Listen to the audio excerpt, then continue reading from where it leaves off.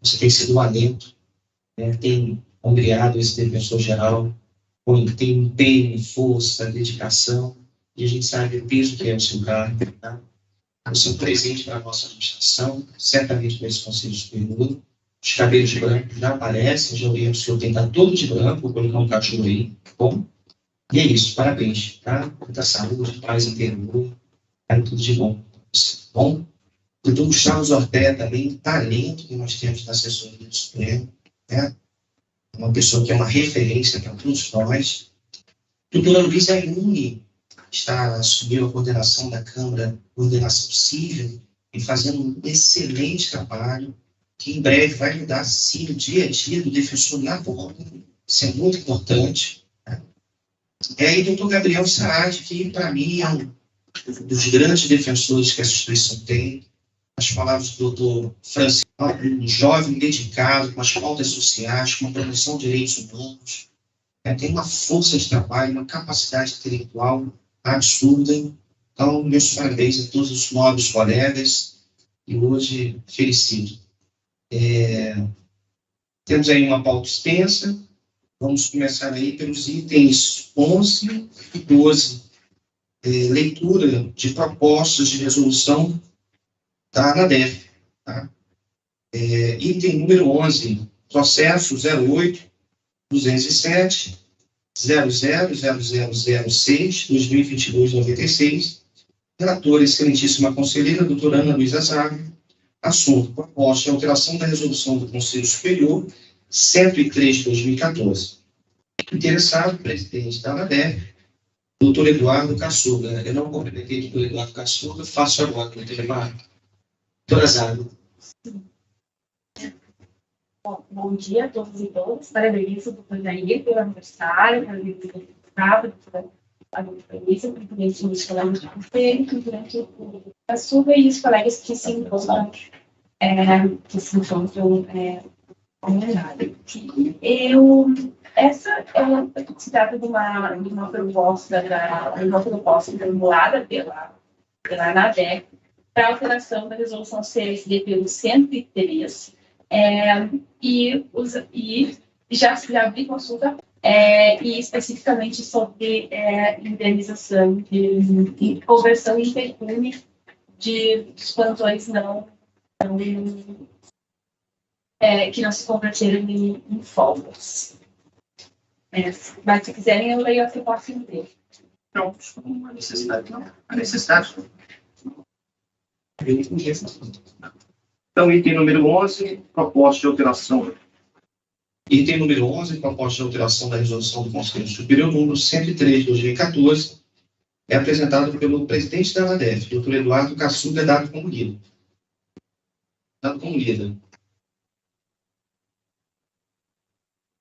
Achou que eu distribuído? Não, sim. Não.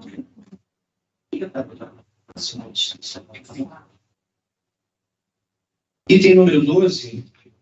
Presidente. Pois não. Perdão, por interromper. Essa proposta ela foi formulada antes da outra sessão que a gente teve, na qual a gente discutiu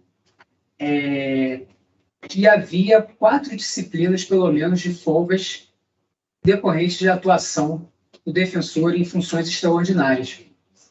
Talvez seja uma oportunidade para a gente até uniformizar essa regulamentação. A gente teve uma discussão sobre isso na última sessão. E acredito que talvez seja uma oportunidade para a gente pensar nisso também. Mas com uma nova proposta de resolução ou no bojo dessa aqui? Acredito que no bojo dessa. Ou então, não, se for o caso, também, enfim, fica só como sugestão, porque foi um tema que a gente se debruçou durante um tempo. Passa a ser quase uma questão pré-judicial, né? Porque vai impactar nessa aqui, né? A uniformidade do tratamento das folgas compensatórias vai impactar na indenização. É isso? Eu recomendo a gente ter pelo menos 1 ano de indenização até regulamentar. Quer? Porque, não, minha visão, né? O que acontece?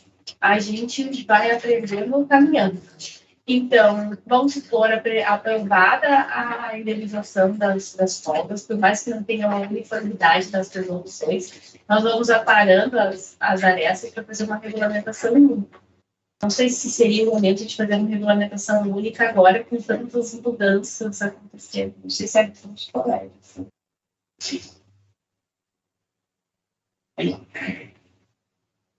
Ficou a sugestão do doutor Eduardo Cassolo, viu? Se pensar em usar sistema de folga compensatória, ok? E, senhor presidente, Doutora... me permite? Não, pode falar. Eu acho que a doutora Ana tem toda a razão, até porque a gente acabaria um pouco perdendo o foco, acredito eu, né, da própria proposta feita pela ANADEF, porque, como a gente vem discutindo e rediscutindo quase a cada reunião, o objetivo maior é que essas folgas compensatórias acabem perdendo importância na estruturação do serviço, porque a gente enfrentaria o problema em si, não é? Que é a proibição de trabalho gratuito. Eu espero que dessa vez a gente consiga, de fato, reconhecer que a administração pública, incluída aí a Defensoria Pública da União, não pode se locupletar de trabalho gratuito de ninguém, quanto menos dos seus próprios membros, né?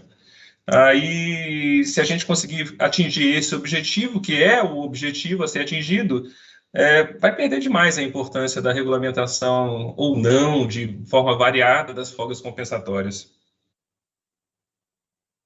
E até porque a proposta da ANADEF, só para citar, eu vou na linha do doutor Antônio, mas a proposta da ANADEF ela também tem uma limitação ali, né, de 30 dias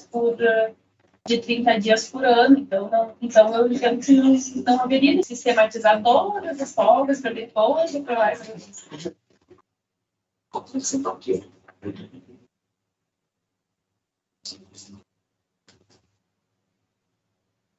Então, item número 12, doutor Francisco. Processo 08-207-0007-2022-31. Relator, excelentíssimo conselheiro doutor Francisco de Assis Nóbrega, assunto, proposta de resolução acerca da dispensa de inspeção médica oficial para concessão da licença para acompanhar tratamento de saúde de pessoa da família. Interessado, presidente da ANADEF, doutor Eduardo Cassolo. Doutor Francisco, com a palavra. Obrigado, presidente. Primeiramente, desejo um bom dia a todos os conselheiros, a conselheira Ana, o doutor Eduardo, presidente da ANADEF, as servidoras do Conselho Superior que por aí se encontram, Manuelzinho, que eu estou vendo por aí no café, os colegas que nos escutam e nos assistem em casa. Eu vou pedir licença para ler a proposta, efetivamente, porque é bem curtinho o texto. Em vez de dar por lida, nesse caso aqui, eu acho que dá para a gente ler. O Conselho Superior da Defensoria Pública da União, no uso de suas atribuições, considerando a autonomia administrativa da DPU, prevista no artigo 134, parágrafos 2º e 3º da Constituição, incluídos pelas emendas constitucionais 45 e 74, considerando o disposto no artigo 204 da Lei 81/12, com redação dada pela Lei 11.907 de 2009, e considerando o disposto no artigo 81, inciso 1, parágrafo 1º e parágrafo 1º da Lei 81/12, resolve. Artigo 1º. A licença por motivo de doença em pessoa da família pode ser concedida independentemente de inspeção médica por período não superior a 15 dias, consecutivos ou não, no período de 12 meses. A enfermidade que justifica deve ser devidamente comprovada por atestado médico, público ou particular. A defensora ou defensor público federal interessado deve declarar sobre as penas da lei que a sua assistência direta é indispensável e não pode se dar simultaneamente com o exercício do cargo. Esta resolução entra em vigor na data de sua publicação. Da proposta de resolução apresentada pela ANADEF, sob o número 08-207-00007-2022, número traço 31, com registro de determinação de consulta à carreira no prazo de 15 dias.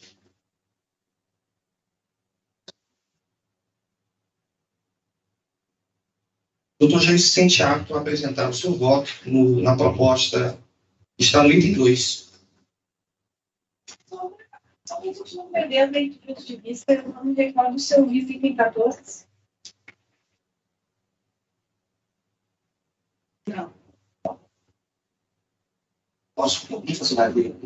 Sim. Item número 14. 08-207-00004-2022. 05, relatora, conselheira doutora Ana Luísa Sarro, assunto: proposta de alteração da resolução do Conselho Superior número 63 de 2012, interessado o presidente da ANADEF, doutor Eduardo Caçulla. Com a palavra. Essa proposta, ela é uma proposta sobre desvio de função verificado quando o órgão de execução de uma categoria inferior cumula ofício de atribuição de categoria superior e altera a resolução número 63. Se quiserem, eu leio a proposta, senão a gente nós damos como lida, até porque a sustentação oral da ANADEF vai ser feita quando for pautado para efetiva votação. Podemos dar como lida? Como lida? Então, item número 14, proposta de alteração da resolução do Conselho Superior, número 63 de 2012, dada como lida.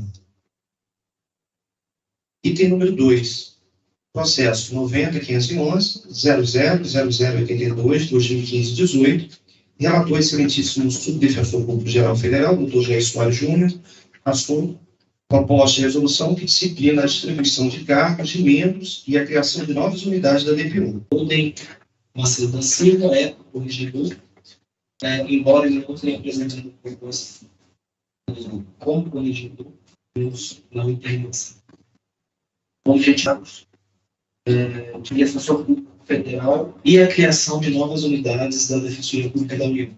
Entende proponente a regulamentação interna prevista no artigo 98 dos atos de posições constitucionais da República Federal do Brasil, apresentado pela Lei Constitucional 80 de 2014. Presidente,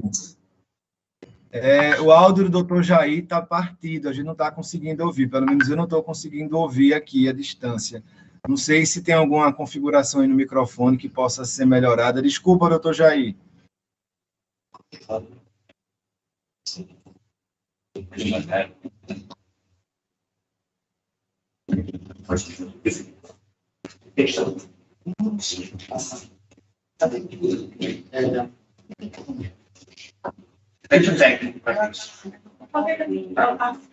Consegue escutar, doutor? Melhorou. Certo, eu vou começar novamente. Essa é uma proposta que foi lida na sessão anterior. Só para rememorar os colegas, eu vou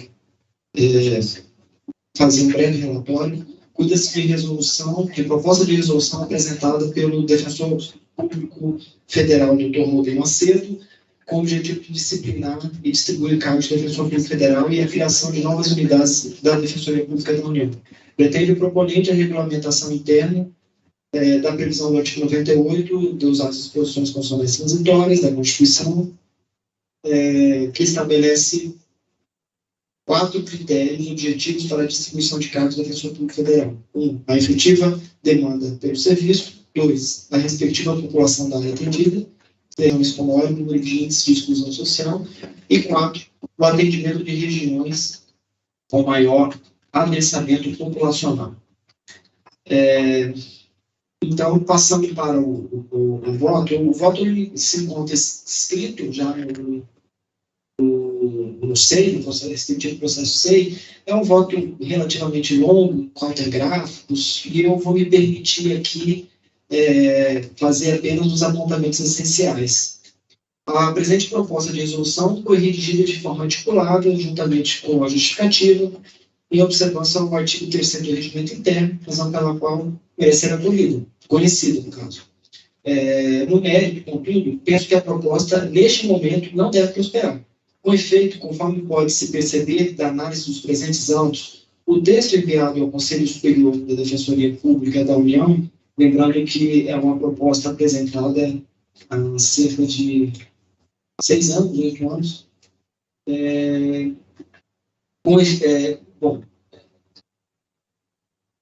da análise dos presentes autos, o texto enviado ao Conselho Superior da Defensoria Pública da União foi subscrito em 19 de maio de 2015, isto é, quase 7 anos, e nunca foi sequer incluído em qualquer pauta de julgamento deste Conselho, até a última sessão ordinária, em que houve a primeira leitura.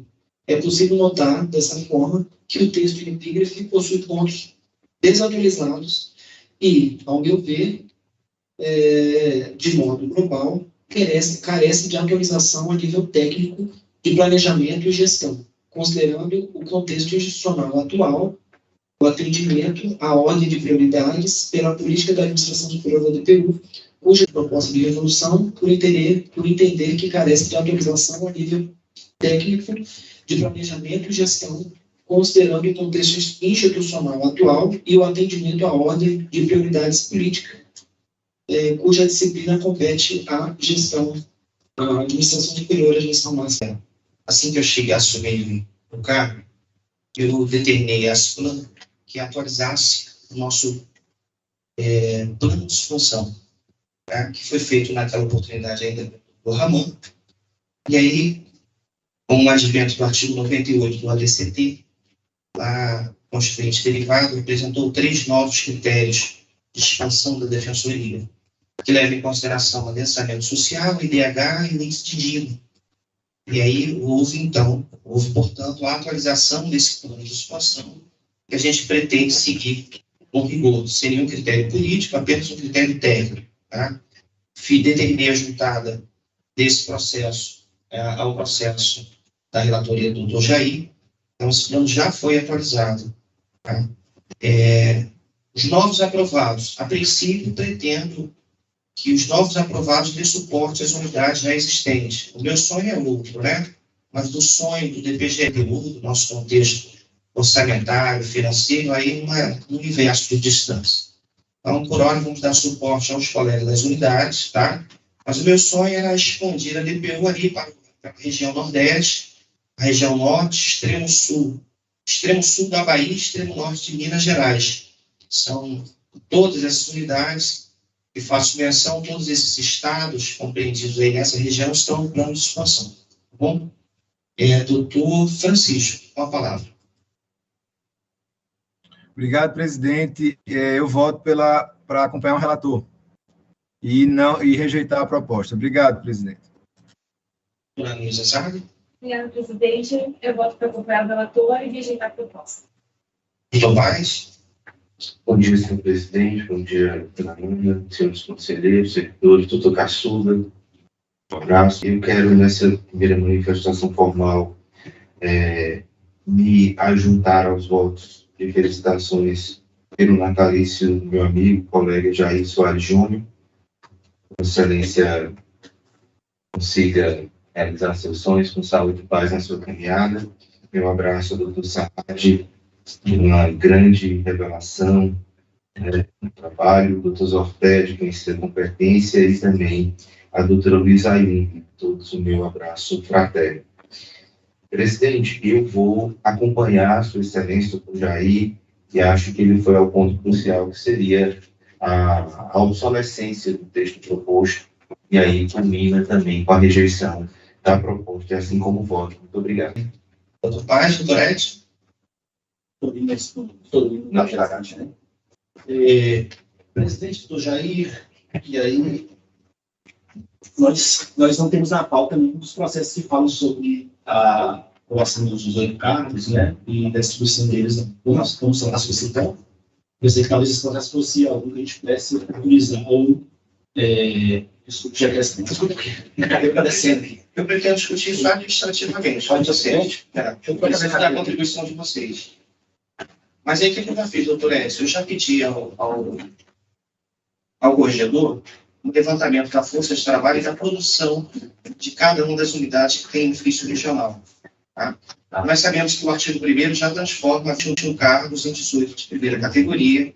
Existe um compromisso político de verter, se não todos, mas parte desses cargos para Belo Horizonte. Então, eu adotei duas medidas. A primeira determina a doutora Lima, para quem eu oficiei ao presidente do Tribunal Regional Federal da 6ª Região, para saber se o acervo estava aqui em Brasília, se eles já estão recebendo processos, né?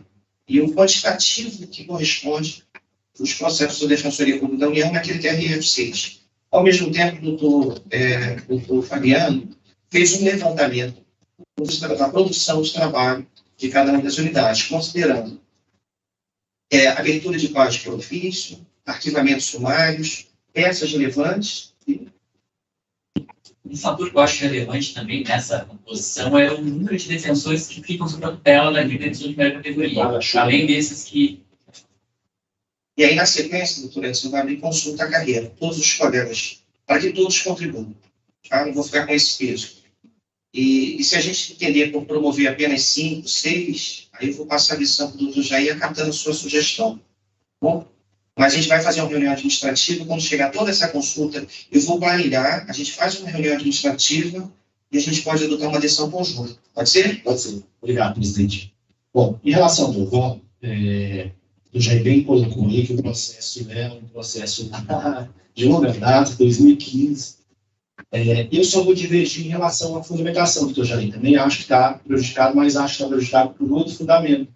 E aí, meu fundamento é a própria emenda constitucional 80, lá no artigo 98, estabelece lá no parágrafo 1º e parágrafo 2º, e aí, para mim, os dispositivos não estão dissociados, eles estão associados, e aí mandava uma determinação constitucional não para nós, fique bem claro isso, a determinação constitucional não poderia jamais ser para nós, porque os cargos estavam ali, e nós fomos atropelados, que também entendo que esse atropelo não é correto, porque a emenda subsiste, ela está lá, as disposições constitucionais não foram revogadas, a emenda constitucional 95 não revogou 80, mas não se cumpriu com o que está estabelecido no artigo 98, parágrafo 1º, que diz lá, o número de defensores públicos nas unidades judicionais será proporcional à efetiva demanda pelo serviço da defensoria pública respectiva à população. Para primeiro, no prazo de 8 anos, a União, os Estados, o BR, deverão contar com defensores públicos em todas as unidades judicionais, observando o disposto no caput deste artigo. E aí, parágrafo 2º, durante o decurso do prazo previsto no parágrafo 1º deste artigo, a dotação de defensores públicos ocorrerá prioritariamente abrangendo as regiões com maiores índices de exclusão social e o adensamento populacional, ou seja, estão casados. Não se cumpriu o parágrafo 1º, e se não cumpriu o parágrafo 1º, não tem como cumprir o parágrafo 2º. Então, não adianta a gente querer fazer um projeto e ter essa intenção de expandir o trabalho com qualidade, para que chegue àquelas pessoas que são desassistidas, e são muitos no caso do Brasil, nós, salvo engano, só conseguimos. Aquele último cálculo era 21% das sedes da Justiça Federal, então, não sei se é isso ainda, mas deve ter mapa disso, mais próximo. De fato, a emenda, o segundo, eu entendo que está prejudicado essa proposta lá feita pelo nobre doutor Macedo, que era uma proposta muito boa, mas deveria, de fato, casar com isso aqui. Então, que eu penso, presidente, na verdade, é que Vossa Excelência, esse aspecto está correto, de chamar-se e tentar mirar outro mundo, pode até ser com esse exemplo aqui, mas ele já não vale mais para a gente, essa obrigação que nós teríamos ser aprovados, ser disponibilizado orçamento para nós expandirmos. Ou seja, nós não temos obrigação constitucional nenhuma, a meu ver, de forçar uma expansão quando a gente não tem a contrapartida estatal, que é o orçamento correspondente a preencher 600 cargos de defensores públicos que são vários, mais de 80 colegas do educação que estão na espera para ser chamados. E a gente cada vez mais tem apertado o orçamento, apertado daqui, apertado de lá, para ver se consegue colocar os colegas neste cenário que nós temos feito aí, obviamente,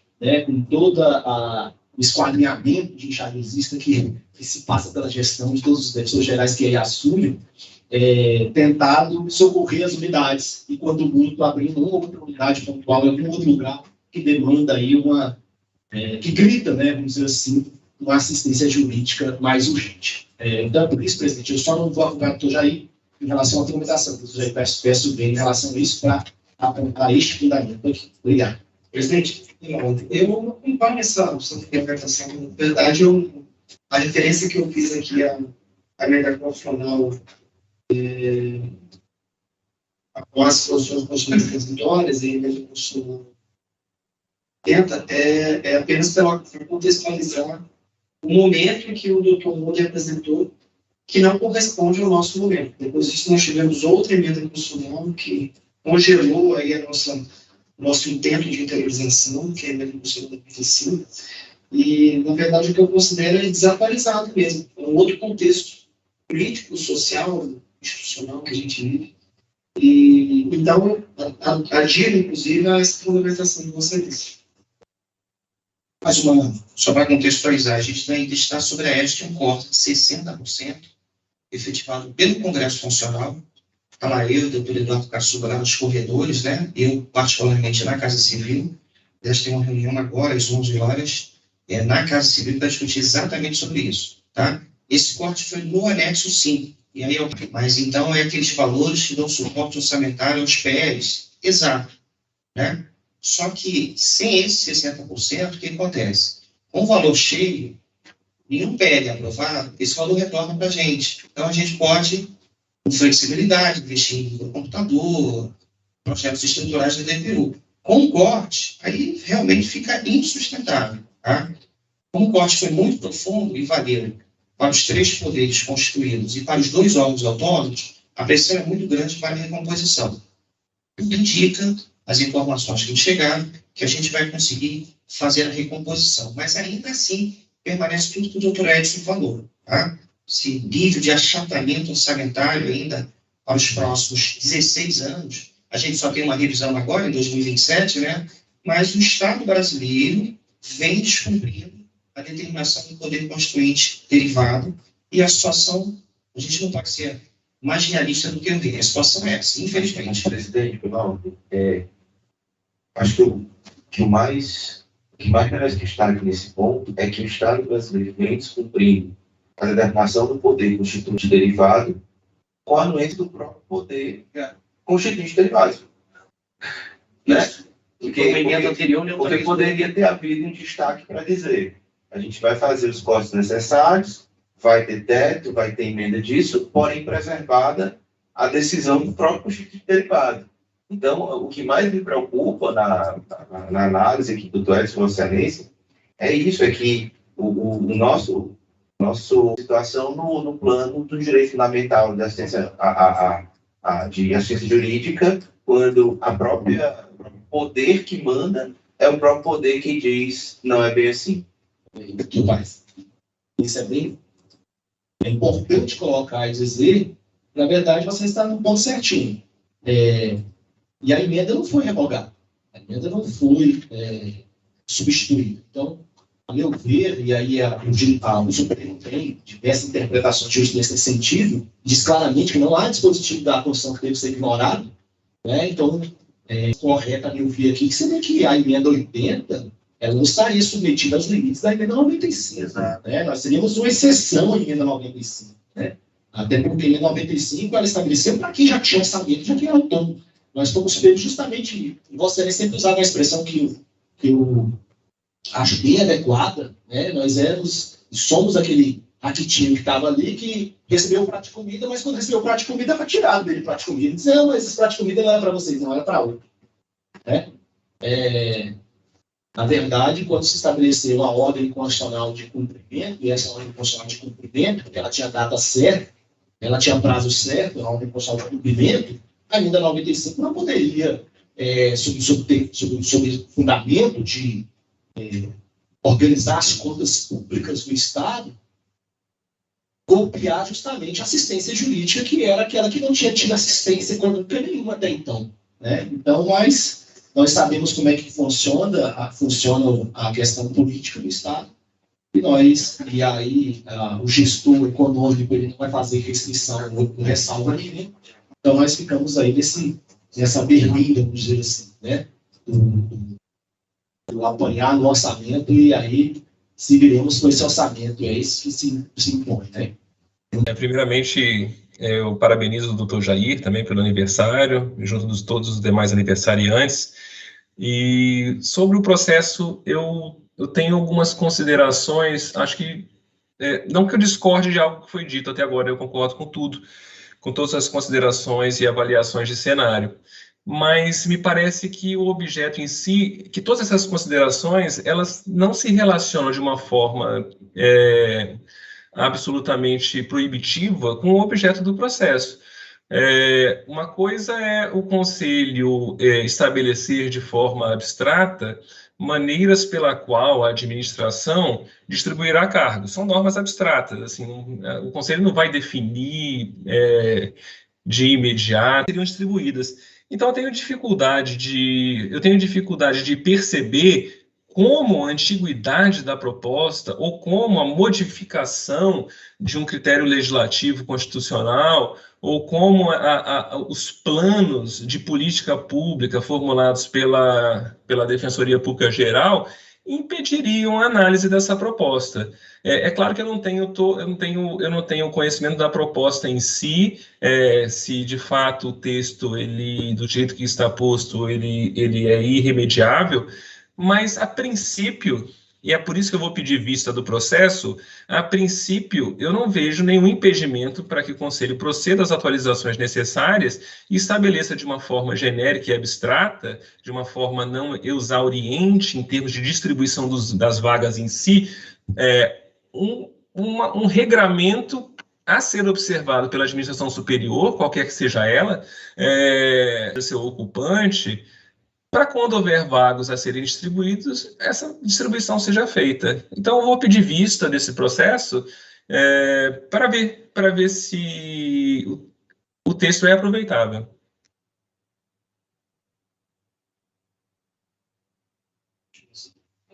Não, não é outro.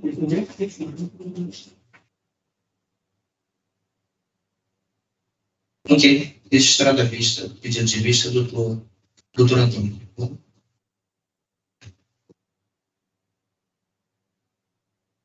Eu só ia pedir pela ordem e vou adiantar o meu voto. Tá? Se não houver nenhuma objeção, eu posso adiantar, não posso? Tá? Então, eu sigo também a conclusão do excelentíssimo subdefensor-geral, relator, que também aderiu às razões do doutor Edson para adiantar o meu voto pela rejeição da proposta. Eu queria fazer um comentário para a gente do que foi referido pelo doutor Antônio, pelo doutor Edson, que assim como a defesa foi surpreendida por uma emenda constitucional de teto e todas as consequências dela decorrentes, muitas unidades, elas estão sofrendo uma grande sobrecarga de trabalho e também foram surpreendidas com esse congelamento da distribuição de novos cargos, do fortalecimento das unidades. E como tem sido salientado, as ideias que têm surgido, elas são ideias de redistribuição de trabalho nas áreas judiciárias, nas áreas cíveis, são ideias que vão trazer uma certa centralização, são ideias importantes, são ideias muito relevantes. No entanto, elas e aí eu já falei iniciativamente, mas eu preciso registrar também na sessão, elas não socorrem as áreas criminais. Porque, por exemplo, agora que houve o retorno das audiências presenciais de uma forma geral, tem havido muitas audiências presenciais, muitas vezes até às 18, 19 horas. Os mesmos defensores são os defensores que têm que fazer os processos, não tem estagiário pelo parte de orçamento, não tem equipe de apoio, e não há nenhuma perspectiva. Então, o que eu rogo é que essas propostas de expansão e de interiorização levem em conta um equacionamento de demanda, de forma a manter a saúde dos defensores e manter uma possibilidade de continuidade do serviço onde as unidades já estão instaladas. Obrigada. A minha ideia original era expandir mesmo, pegar os 37 aprovados e levar dignidade ao povo sofrido ali do Nordeste, do interior do Nordeste, tá? E como disse, extremo sul da Bahia e extremo norte de Minas Gerais. Tá? Mas eu estou alterando o meu pensamento para tentar fortalecer essa unidade, utilizar os 37 novos aprovados para dar suporte a todas as unidades. Tá? Eu acho que há um desequilíbrio entre duas áreas e também com relação ao criminal. Os ofícios cíveis versus ofícios previdenciários. Há uma desproporção muito grande, é a história. Né? A gente fica sempre dependendo, por óbvio, de o melhor é o conceito de intra-unidade para tentar calibrar essa força de trabalho. O que a gente pretende fazer, já adianto, tá? Publicar uma portaria com um recorte temático para os ofícios cíveis e gerais. Isso é suma importância. Ou seja, fazer uma carta de serviço, catalogar todas as nossas ações que entendemos que são factíveis, são demandas de cunho existencial, caráter alimentar, e falar, a partir de hoje, vamos ajuizar só essas ações. Quem pretende obtenção de porte de arma, não busque mais a DPU. quem pretende, sei lá, vamos discutir curadoria, quem pretende indenização, uma ação indenizatória, rediscutir o contrato da Caixa Econômica, não vamos mais ajuizar. O defensor aponta com a sua autonomia, independência funcional, poderá fazê-lo. A gente tem que ter um norte adicional para isso. Isso já está ocorrendo. O doutor Luiz Raimundo, Fernanda Ram e o doutor Nicolas já estão na fase de mapear todas as ações que nós ajuizamos e catalogar por ordem de essencialidade. Isso vai ser discutido com a carreira. É de suma importância. Com relação à criminal, a gente pensa que dá suporte. A gente vai criar uma central nacional para viabilizar o acordo de não percepção penal. É uma forma... Vai ajudar? Muito? Não. Mas é algo que a gente vai pensar como socorrer os ofícios criminais. A gente tem que ter ciência, a gente tem problema na carreira. Obrigada. E outra questão que eu gostaria de trazer também, você usa SAF, mas é também um aviamento de quando ficarão prontas as novas penitenciárias federais. Né? É a notícia de construção das penitenciárias, essas penitenciárias elas vão precisar de ofícios que acompanhem esses processos, né? Então isso também tem que estar no... Vai estar no radar. E a senhora tem livre acesso à doutora Carolina Castelhano, ótimo, e a relação seria excelente, doutor Gabriel Sarades, que é um fervoroso defensor da área criminal. É todo dia no meu ouvido, doutor Gabriel Sarades. A gente precisa dar suporte aos ofícios criminais. Tá? Então pode ter certeza que nós daremos esse suporte. Bom? Então, com registro do meu voto, pedido de vista do doutor Antônio. Ok? Esse item número 4, doutor Francisco, é só leitura? Ou a gente já leu? 4 e 10. Não, 4. Ah, desculpa, doutor Edson. Não, deixa para amanhã. Hoje à tarde ou amanhã? Ah, tá. Mas ele é leitura? Não, isso já foi lido. Já foi lido. Ah, tá. Podemos suspender a sessão e ir lá no nova sede? Porque assim, eu não consigo visualizar nada que a gente possa... Doutor Daniel, a Secretaria do Conselho me esclareceu que a proposta de enunciado feita pela, deixa eu ver aqui, Câmara Civil...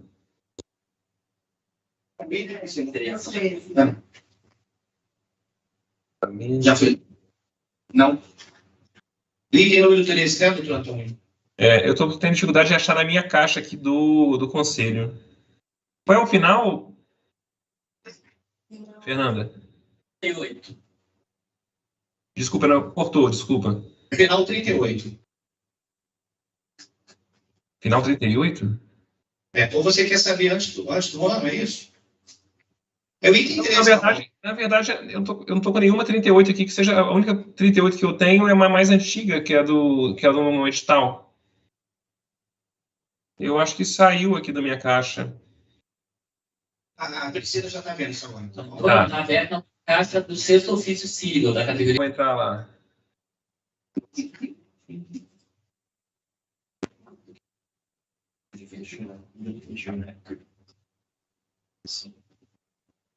Achei aqui.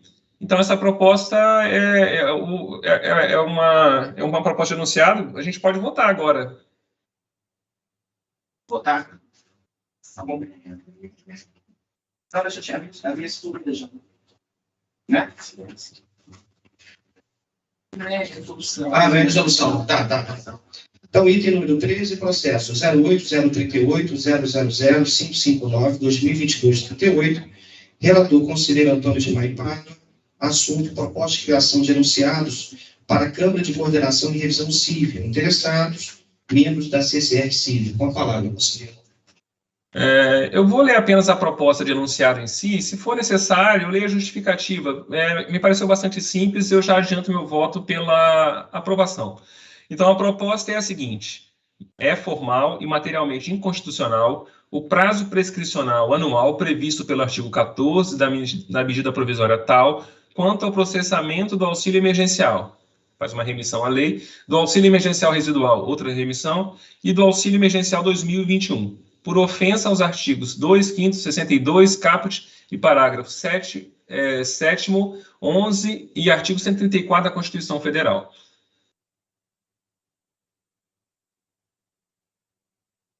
Doutor Alguém deseja mais alguma consideração? Leitura de fundamentos ou você só está claro? Doutor Fabiano? Doutor Fabiano acompanha? Doutor Jair? Doutor Francisco?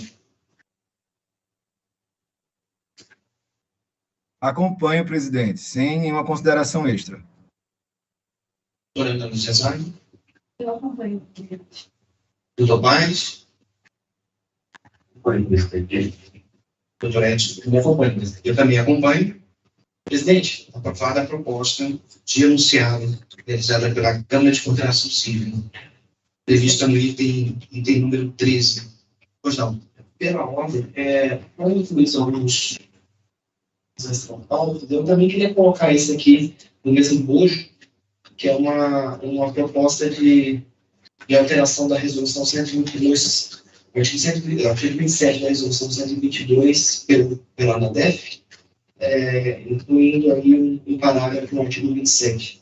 Se trata de processo número 082 07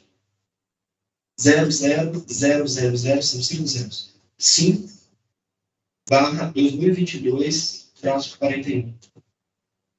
Então, eu gostaria de dar uma lida nessa proposta. Só o início, por favor, do processo de pesquisa. 08207 5/2022-41. Obrigado. Alteração de uma resolução? Ainda que a gente olhou. Caminhando no contexto das demais. Perdão, doutor Jair, o senhor podia repetir de novo o número? É 08207. 08207 5/2022-41. Obrigado. Dada como lida a proposta de resolução apresentada pela ANADEF, inserida no processo referido pelo doutor Jair. Presidente, Pois não, doutor. se a Secretaria do Conselho puder me confirmar aquela informação que eu pedi sobre a leitura ou não da proposta do doutor Edilson, que inclui ponto no próximo edital, né, para os editais de forma geral, para o concurso de ingresso na carreira, porque se eu não fiz a leitura e acho que não fiz em sessão anterior, eu também queria já deixar como lida a proposta.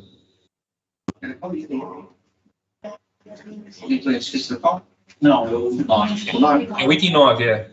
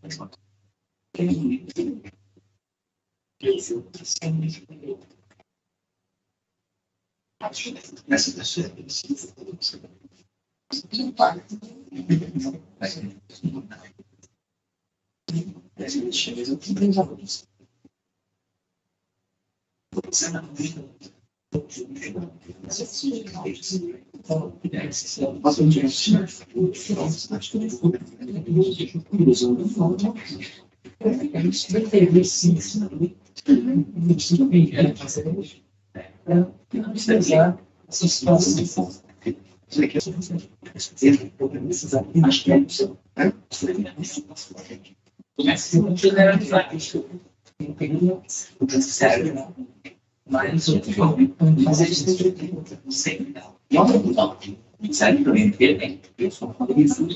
eu quero um sistema para planejar as coisas. Eu acho isso.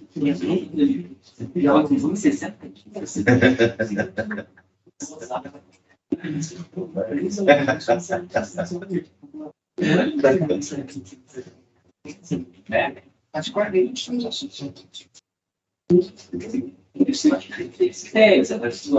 não foi lida, tá? Eu vou fazer o pregão. Pois é, ela me mandou. A Priscila me mandou também. Então vamos dar como lida a proposta, fazer o pregão só para dar como. Interessado, doutor Edilson Santana Gonçalves Filho, dado como lida.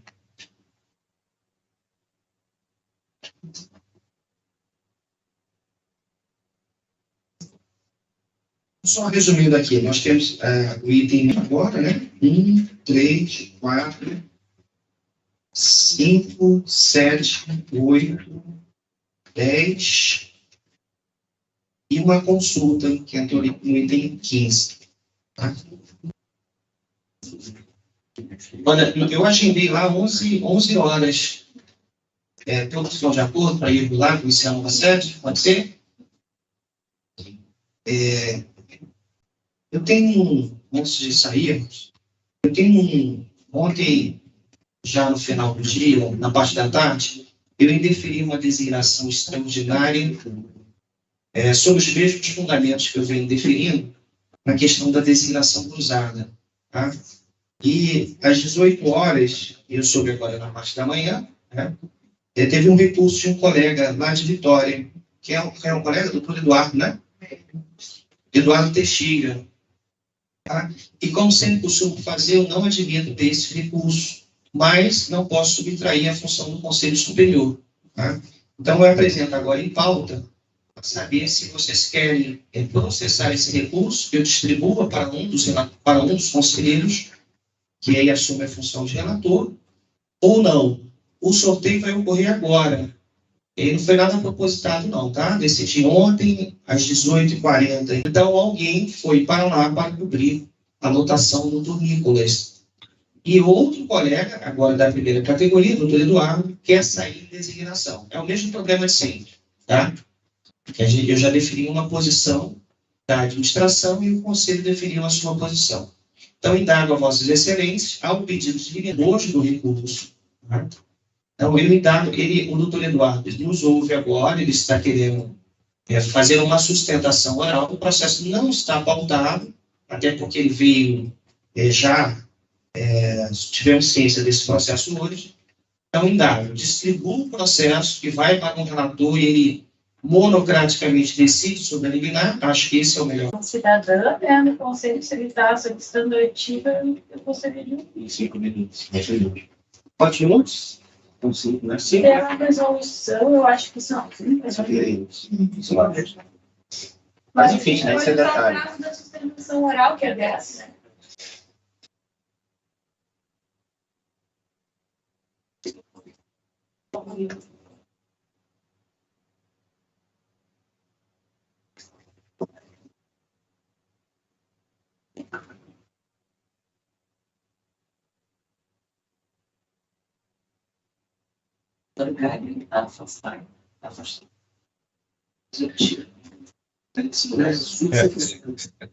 Se me permitem, não referendada pelo colegiado, e como foi trazido ao colegiado, eu acho que o momento agora é do Conselho votar se referenda ou não a não distribuição do recurso.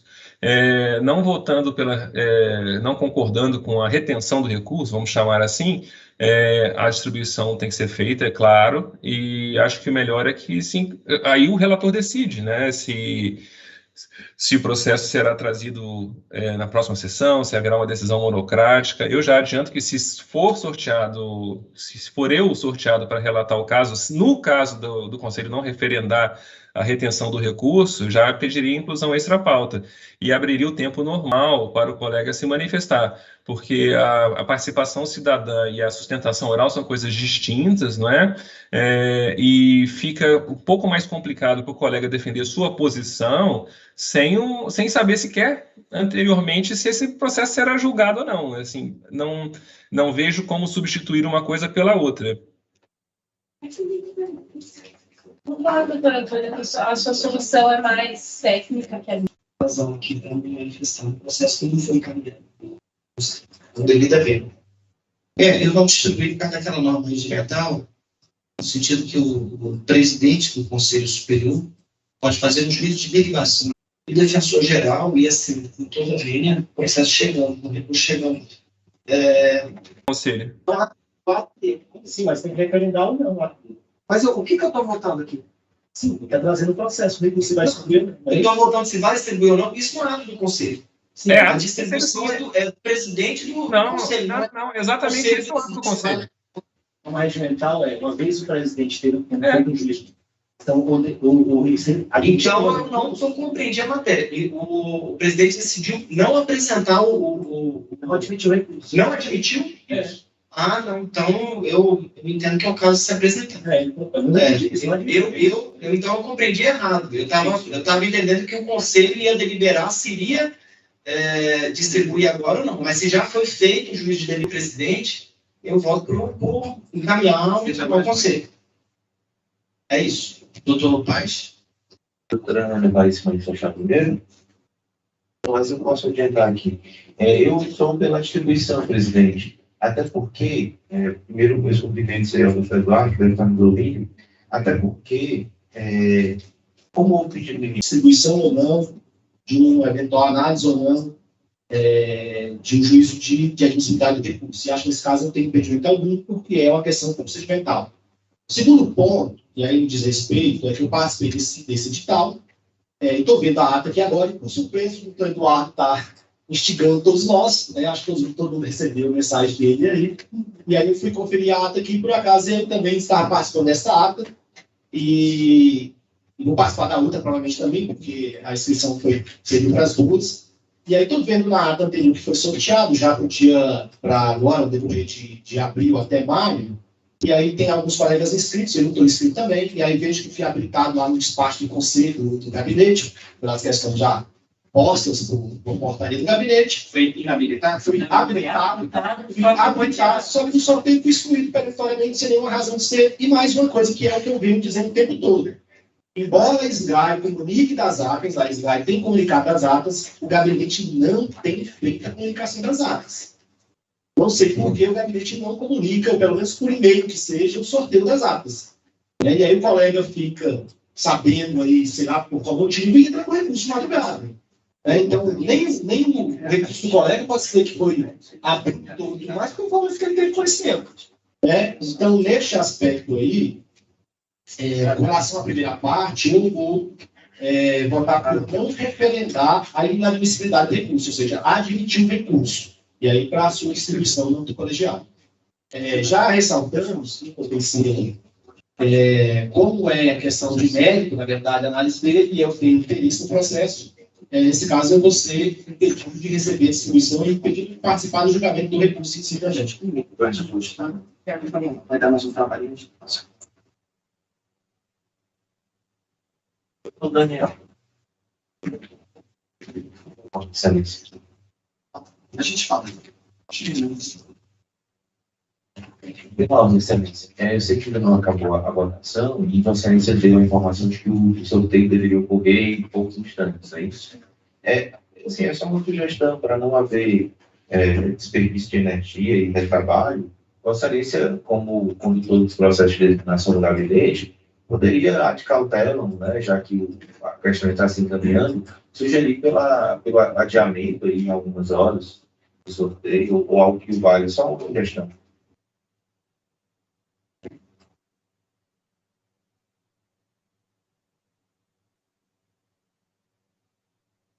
Obrigado, Tutanes.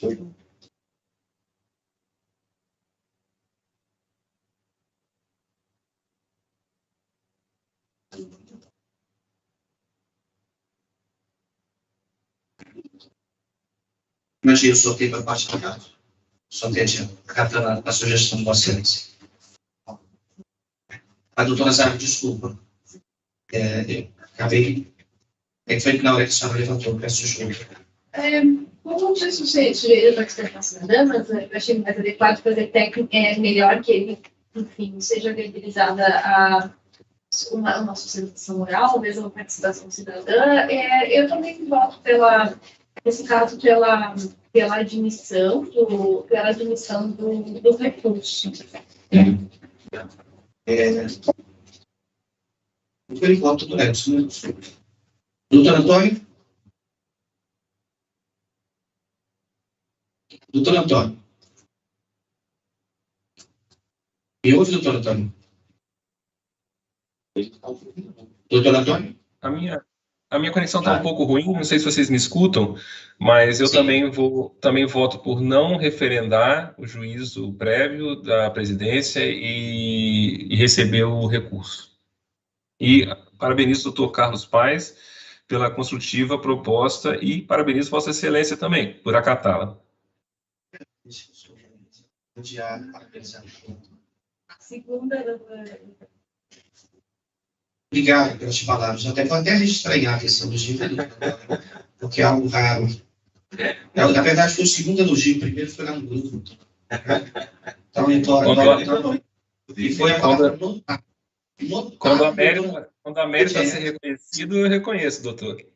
Aliás, parabéns também pela aprovação no Congresso Nacional da proposta de lei. Foi algo brilhante. Parabéns. Feito notável. Sabia? Eu vou acompanhar para que seja distribuído o processo, independente da análise, depois se cabe recurso ou não. Eu voto que seja distribuído. É exatamente como Eu tinha entendido que já tinha havido assim depois. Eu contei a decisão pelos fundamentos alinhavados lá no processo C. Tá? Isso hoje pode entender de qualquer jeito desse aniversário, entendeu? Então, por maioria, o Conselho decidiu por refutar o juízo de delibação, determinando-se a distribuição do recurso. E aí você anota esse voto um pouco diferente do doutor Fabiano, tá? Com outro fundamento, tá? Apenas determinando a distribuição sem fazer análise do juízo de delibação, tá bom? Doutor Daniel, se me permite aí novamente, eu destaquei naquele procedimento que nós fixamos aqui, inauguramos neste colegiado, um maior dinamismo, maior velocidade às decisões da corregedoria. Eu destaquei no processo, que inclusive era um recurso que o colega direcionado, e eu acho que aconteceu exatamente a mesma coisa. E aí, por alguma situação qualquer, que eu realmente li lá, mas não é este o ponto, a corregedoria então arquivou o procedimento, e aí a questão é justamente essa: não seria a mesma coisa, Vossa Excelência deixou de trazer o recurso para o colegiado, que era destaquei justamente por isso, são essas as minhas indagações, até elas. Acho que a gente deve, aqui, de uma vez por outra, discutir a questão da súmula 1. Né? A questão da súmula 1. Porque nós não podemos ficar nessa situação. Segura lá, a corregedoria entende a coisa, e o colega use qualquer instrumento que seja, e aí faça qualquer representação que seja, contra a Vossa Excelência, contra qualquer outro colega, contra ele mesmo, contra a corregedoria, o que seja, e a gente continua nesse impasse. Acho que é hora da gente sentar, já disse na sessão passada, e a gente ver e analisar, se for o caso, por meio de votação, por meio de decisão do colegiado, decidir sobre essas questões. Como decidimos agora, nessa questão da admissão, de referendar ou não a decisão da Vossa Excelência, no que diz respeito à intenção do recurso e alguma coisa assim. Me parece, o também pode me corrigir, não sei se foi exatamente este caso, mas me parece que foi um caso semelhante a esse, que o recurso não teve segmento. E aí o recurso não teve segmento, o colega se sentiu violado, obviamente, o dever dele, o direito dele, com base na súmula 1, até porque a súmula 1 está vigente, e aí resolveu tomar um procedimento mais disciplinado, ou saber, não sei se ele abriu de ofício a reclamação do colega. Mas acho que é um caso a gente pegar, e digo mais, peguei só por isso, não me interessa a questão disciplinar, porque eu não tenho nenhum apego, todo mundo sabe aqui, eu não tenho nenhum apego em questões disciplinares, na verdade, tem muitas restrições em relação a elas, mas acho que é um processo que a gente pode, neste aspecto, destacar esses dois pontos. O que faremos da súmula 1? Qual que é o alcance em relação à súmula 1? Se a súmula 1 se mantém ou não vigente, se a súmula 1 deve ser ou não cancelada. Com base na competência de Vossa Excelência de, regimentalmente, de fazer a admissibilidade ou não do recurso, eu acho que essa é a aposta. Acho que Vossa Excelência hoje deu um passo, já abriu um passo anterior, de trazer para aqui para referendar ou não. Então, nesse aspecto, eu acho que isso não resta superado. Mas não resta superado a questão da súmula 1. Porque a questão da súmula 1 é mais abrangente. Ela estabelece lá a previsibilidade de recurso, e aí é o que a gente vem debatendo aqui em alguns momentos, se poderia ou não haver esse recurso. Alguns de nós defendem que não poderia haver esse recurso. Então, a súmula seria uma súmula ilegal. Seria uma súmula que regulamenta uma norma que a lei não permite. Acho que seria o ponto a gente discutir isso. Então, é só para deixar com os colegas bem claro que no e-mail eu não fiz consideração sobre este ponto, só que de que eu não referendava lá, mas não referendava neste aspecto. Não adianta. Não é aspecto de mérito, não, que longe de mim o arquivamento de mérito da corregedoria, arquivamento de mérito, eu não sou corregedor, eu não tenho por que entrar nesse aspecto aí, tá bem? Doutor Edson, eu concordo com a Vossa Excelência, eu acho que algumas decisões do próprio Conselho são incoerentes entre si. A gente votou há um tempo atrás que poderia não receber o recurso, o geral teria essa autoridade. Eu sempre disse não, acho que qualquer pedido direcionado ao Conselho, por isso que eu votei por esse processo, eu acho que todo pedido direcionado ao Conselho, seja ele competente ou não, deveria ser distribuído e o Conselho criado. Não tem atribuição para tanto. Esse sempre foi o meu entendimento. Mas eu acho que a súmula deve ser discutida. Essa questão de tudo virar recurso do Conselho, eu acho que já meio que passou tudo isso. Vira uma órgão recursal de qualquer tipo de situação relacionada à gestão. Tem outras representações de servidores, como o professor geral, dizendo que quer recorrer do Conselho, sabe? Depois vira a representação. Então, eu acho que realmente deveria discutir se é válido ou não a súmula. Se me permitem? Lembrando que a comunicação foi feita pelo doutor João Baldorini em relação ao meu nome. Ele não teve um problema com relação a isso, mas foi algo ligeiramente diferente. Ali já tinha suplantado o juízo de derivação, mas foi aquela cumprimento da própria decisão. Porque eu estou utilizando uma norma regimental como presidente do Conselho para fazer o juízo de derivação. Nada está na minha caixa hoje. Tá? E esse, especificamente, foi um recurso de 18 horas e 40 minutos de nome. Tá? Então, só para justificar isso, a ideia não é subtrair a atribuição do Conselho. Mas eu concordo com o doutor Edson. A súmula 1 precisa ser rediscutida. Isso é de suma importância. Doutor Daniel? Doutor, pode falar. Se me permitem, eu também concordo.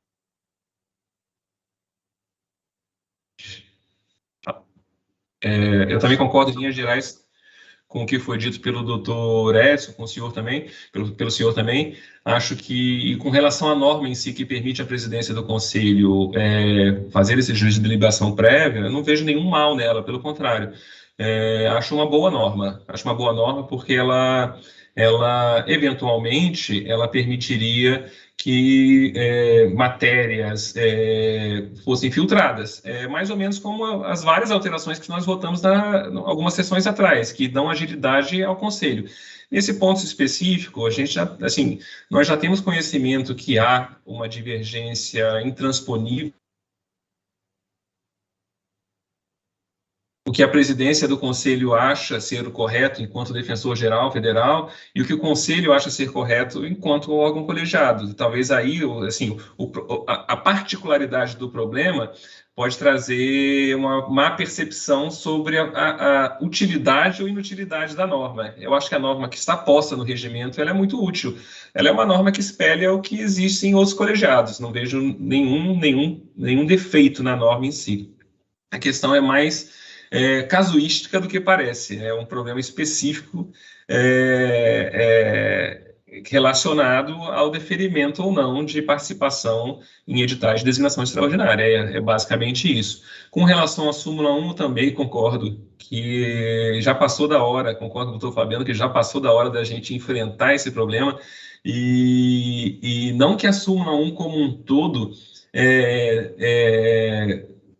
tenha algum problema de concepção, porque há, de fato, matérias em que é possível que o Conselho tenha ingerência. A própria matéria correicional, acho, é um caso desses, em que o Conselho tem ingerência correicional, tem sim, de modo que não seria nada absurdo que um consentâneo da súmula 1 continuasse a existir.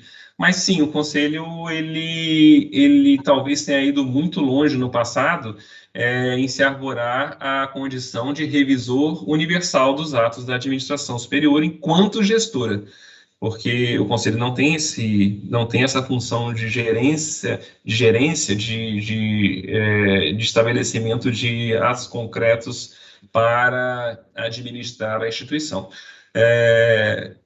Não sei se a gente fará isso agora, nessa sessão, ou numa próxima, mas seria de bom tom que o colegiado parasse um pouquinho, gastasse um pouquinho de tempo para eliminar essa rusga, porque é uma rusga que se perpetua e é um ponto de conflito desnecessário, ao meu ver, diga-se. E acho que contribuiríamos se a gente conseguisse dar um bom desfecho a essa matéria. Obrigado. Obrigado, doutor.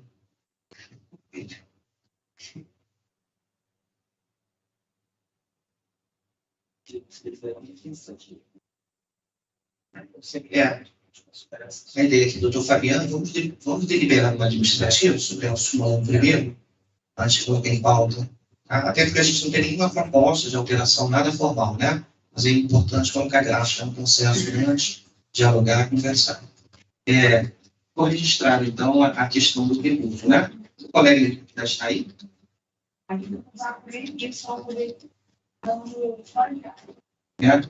Então, você vai fazer o seguinte, vai ser que coloquei um sorteio para as 15 horas, tá? Que assim que a gente retornar, a gente abre para ele sustentar durante 10 minutos. Todos de acordo?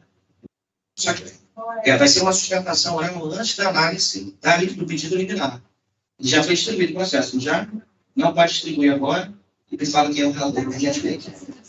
Eu cancelei, eu só tinha sido outro benefício. Está em ótimas mãos. E se mantém. Não vai manter, porque... Eu posso entender, eles querem fugir. Casa aí. Faz aí. Para prevenção digital aí.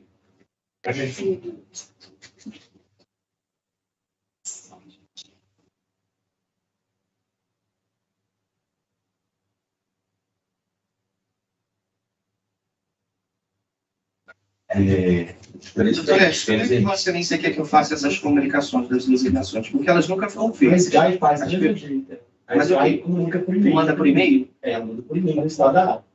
Sempre ela fez isso. O gabinete também fez durante um tempo. Não sei por que parou, não sei quando parou, não sei como é que parou. Hoje só quem recebe no e-mail contemplado, né? Mas todo mundo recebe. Na Sky, por exemplo, a Sky remete para todo mundo. Tem ato de sorteio, a Sky remete. Caras nunca recebi.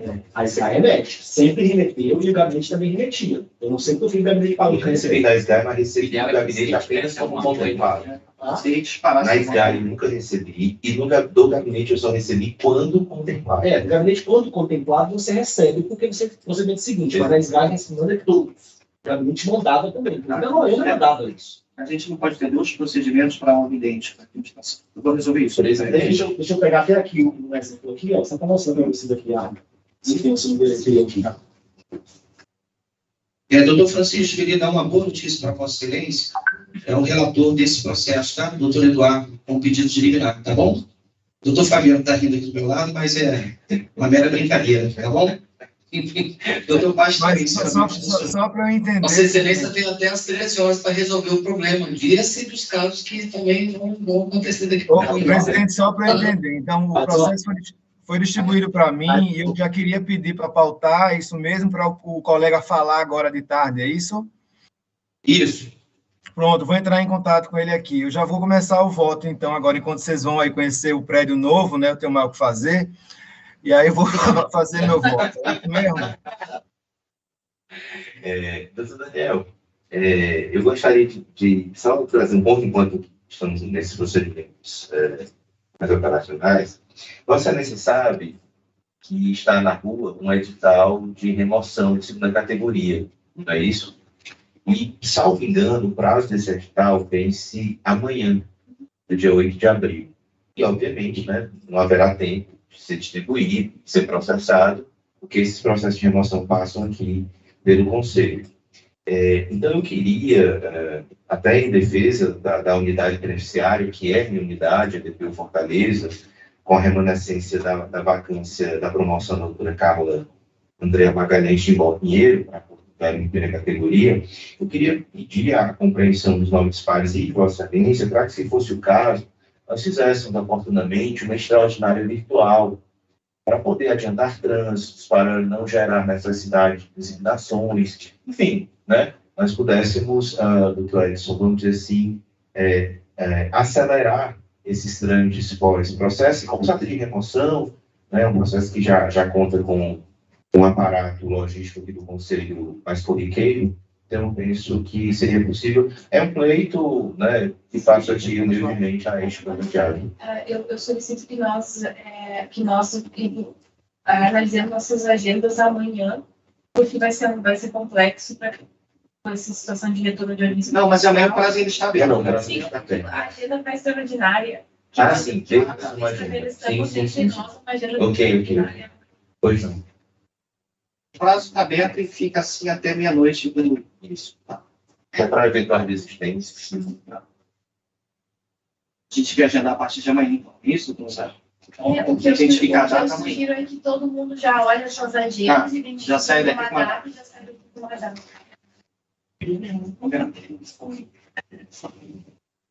O Priscila, continua ligando para o Presidente, de que horas vai ser o retorno da sessão hoje à tarde? Às 13h30, tá bom, gente? 13h30. Eu só com aquela colocação que eu fiz. Que horas? 13h30, tá bom?